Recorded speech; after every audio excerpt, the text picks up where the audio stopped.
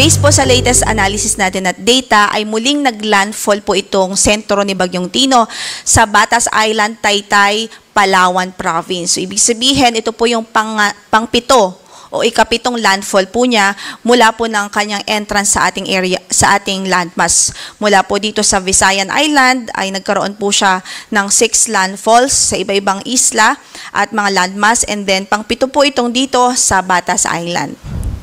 So, makikita din po natin sa ating latest analysis na ang kanyang sentro ay huling nakita po sa coastal waters ng Linapakan, Palawan. Taglay ang lakas ng hangin na 120 kilometers per hour near the center at gustiness po na umaabot pa sa 165 kilometers per hour. At ang kanyang movement ay west-northwestward at 15 kilometers per hour. So, napanatili po nito yung kanyang lakas ng hangin, kaya't nasa typhoon category pa rin ito, 120 kilometers per hour near the center. Malakas at kumbaga napakalakas na bagyo pa rin ho nito. So sa ngayon affected po ang buong Palawan, crucial pa rin po ito sa buong Palawan at ilang bahagi po ng Mindoro Island, maging yung ilang bahagi po ng Panay Island at Western Visayas. So ibig sabihin sa mga kababayan natin dito, hindi pa rin po pwedeng maging complacent o hindi pa po pwedeng mag-relax in a way dahil affected pa rin ho po kayo or directly affected pa rin ho kayo ng bagyo. Samantala yung kanyang trough o buntot ay nakaka-apekto din po sa halos natitirang bahagi pa ng Luzon, including Metro Manila. So, inaasahan natin magiging maulap pa rin ng papaurin at mataas pa rin ang tsansa ng moderate to at times heavy rains po dito sa Kamaynilaan, sa Central Luzon, malaking bahagi ng Northern Luzon, dito sa Bicol Region at sa Calabarzon area. Maging dito sa Central Visayas, Northern Mindanao at maging sa Zamboanga Peninsula. So, ingat pa rin po ang ating abiso. Patuloy po tayong mag-monitor sa updates ng Pag-asa. Samantala, yung bagyo na nasa labas ng PAR, mamaya po ay ibibigay po natin ang detalye po mamaya lamang po after po nating i-discuss yung kay Typhoon Tino. So, based po sa latest track na ipinalabas nga po natin, sa ating projection from dito po siya ngayon, kaninang madaling araw ay nasa northern part po siya ng Palawan at sa mga susunod na oras ay inaasahan natin northwestward pa rin ang kanyang movement at magi-emerge po ito dito sa Sulu Sea mamayang West Philippine Sea mamayang hapon, and then bago po ito lumabas ng ating area of responsibility. So kung hindi po magbago ang kanyang track at ang kanyang kilos, nasa estimate po natin na bukas ng madaling araw o Friday po, most likely ay lalabas po ito ng ating area of responsibility. So medyo mahaba pa yung time kung saan ay naapektuhan tayo nitong bagyo, kasi ibig sabihin sa halos maghapon na ito, pwedeng may signal pa ang Palawan at ilang bahagi ng Mindoro Island, lalong-lalo na ang western section ng Mindoro provinces, maging yung western section ng Panay Island. So, keep monitoring for updates po. At kung makikita nga po natin, typhoon pa rin ho siya, napanatili niya ang kanyang category as typhoon. Malakas pa rin po itong bagyo. At pag-emerge po niya sa West Philippine Sea, likely typhoon pa rin ito hanggang paglabas po nito sa ating area of responsibility. At kaugnay dyan, signal number 4 pa nga po ang nakataas dito sa northernmost portion ng Palawan, kasama na ang Calamian Islands. Ibig sabihin yung typhoon force winds, imposible pa rin at significant severe threat to life and property ang impact na nakikita natin nitong bagyo na ito. So, nadulot ng lakas ng hangin na yan. Signal number 3 naman sa northern portion ng Palawan, kasama na ang Cuyo Islands. Ito po yung natitirang bahagi pa ng northern portion ng Palawan. Habang signal number 2, sa southern portion ng Occidental Mindoro, southern portion ng Oriental Mindoro, central portion ng Palawan kasama ng Cagayancillo Islands at Caluya Island. Signal number 1 naman sa natitirang bahagi pa ng Occidental Mindoro kasama na ang Lubang Islands, rest of Oriental Mindoro, western portion of Romblon, southern portion ng Palawan including Kalayaan Islands, Aklan, rest of Antique, central and western portions of Capiz, central and southern portions ng Iloilo maging ang Guimaras Province. So, ibig sabihin, ito pong mga lugar kung saan may shades po tayo, from signal number 4 to signal number 1, ito pa rin yung mga directly affected ditong bagyo. So, ingat pa rin ho, mahigpit na pag-iingat ang ating advice at ating minumungkay sa mga kababayan natin doon. Samantala, aside from yung mga lugar na may signal, meron din tayong mga areas na ine-expect pa rin yung mga pamisang-misang pagbugso ng hangin dahil naman ito sa habagat at sa trough ni Bagyong Tino.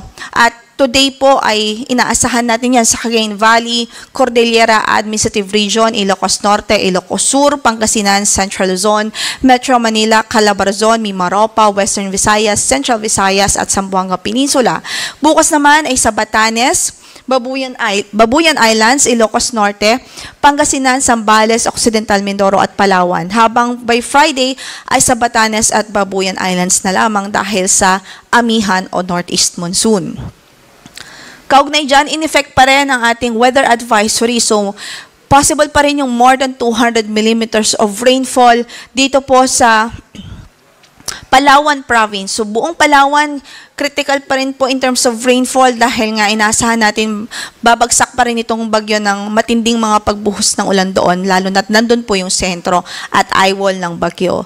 So, widespread flooding is still expected as an impact or one of the impacts of this Typhoon Tino. Samantala, yung 100 to 200 millimeters of rainfall naman ay expected pa rin sa Occidental Mindoro at Oriental Mindoro, dito sa Aklan, Antique, Capiz, Iloilo at Guimaras. So, halos buong Panay Island pa po. Magiging maulan pa rin sa araw na ito. Gayon din, 50 to 100 millimeters of rainfall sa Aurora, Rizal, Quezon at maging sa Negros Occidental dahil pa rin sa direktang epekto ni Typhoon Tino.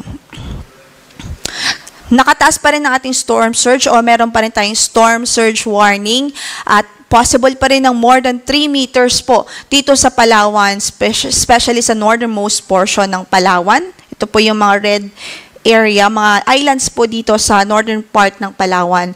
Habang 2.1 to 3 meters naman sa Occidental Mindoro at sa natitirang bahagi pa ng northern portion ng Palawan. Habang 1 to 2 meters naman sa Antique at Oriental Mindoro, dito nga po yan sa southern portion ng Oriental Mindoro at dito sa halos buong Antique o baybaying dagat ng Antique. So, possible pa rin ang storm surge po sa mga lugar na yan dahil nariyan pa rin nga po ang bagyo. Kaugnay dyan, ang ating gale warning nakataas pa rin sa northern Palawan, kasama na ang Cuyo at Calamian Islands, Calayan Islands, southern coast ng Occidental Mindoro, western coast of Aklan, Antique, kasama na po ang Caluya Islands. At ito nga po, information, dagdag informasyon patungkol nga po dito sa bagyo na minomonitor natin sa labas ng ating PAR. So, meron pa po tayong panibagong bagyo na minomonitor ngayon sa labas ng ating area of responsibility. Huli po yung nakita sa layong 1,830 kilometers silangan ng Southern Mindanao. So, malayo pa naman po ito as we can see. Wala pa po itong direktang epekto sa anumang bahagi ng ating kalupaan sa ngayon. At ang kanyang wind or maximum winds is 55 kilometers per hour near the center at gastanas na 70 kilometers per hour. At kumikilos ito patimog-timog silangan at 20 kilometers per hour. So, base na rin sa ating latest na track. So, 11 p.m. pa po ito kasi ang next update po natin kapag ang bagyo po ay nasa labas ng PAR, every 12 hours po tayo nagbibigay ng update. So, ang next update po natin dito sa ating track will be at 11 a.m. mamaya lamang ho yan. So, as of our 11 p.m. bulletin po, makikita nga natin medyo mabagal ang kanya magiging pagkilos sa mga susunod na oras at araw. Pero mataas po yung chance na mag-intensify pa po ito habang narito sa karagatan na ito o sa area na ito. So mabilis yung kanyang intensification, possible po. By today din, maging tropical storm po ito. And then by evening po, mamaya, posible maging severe tropical storm. At bukas, hanggang sa mga susunod na araw, mataas ang tsansa na maging typhoon po ito agad. So, malakas po na bagyo ito. At kung titingnan po natin ng estimate po, based on this projection, possible po siyang pumasok ng ating area of responsibility by Friday evening to Saturday morning. At once na pumasok po siya ng ating PAR, papangalanan po natin siyang si Bagyong Uwan.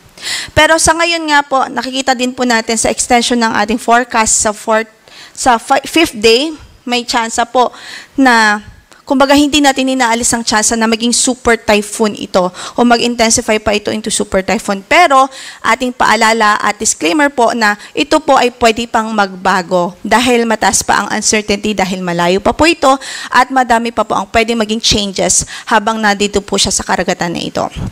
Kaya't ang ating abiso, mas maganda po mag-monitor po tayo ng updates ng Pag-asa every now and then at lalong-lalo na po kapag nakapasok na po ito ng ating area of responsibility.